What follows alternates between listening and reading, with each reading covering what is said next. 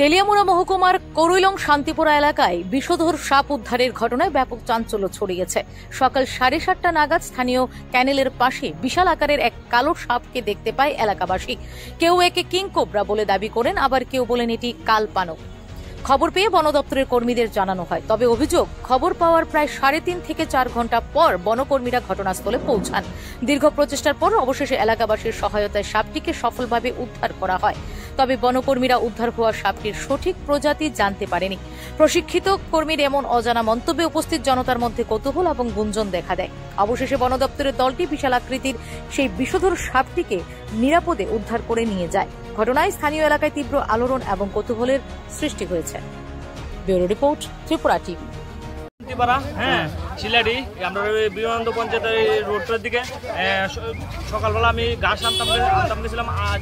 সাপটা কালীবানক, কালীবানক এটা ক্যানেলে ফাঁস হইতেছে। আজ যে আমাকে 8-10 দিন ধরে দেখছিলাম এটাতে।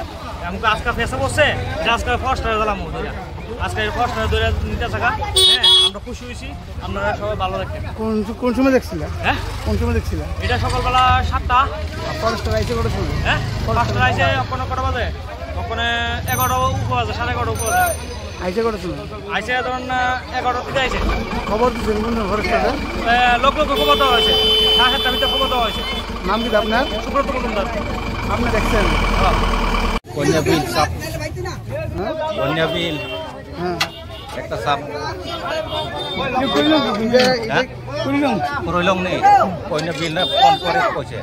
আচ্ছা, এটা কি সাপ? এটা এটা পানক নেই, কয় পানক সাপ। আমি হিমতে দেখতে পাচ্ছি না কোনো কালা পানক।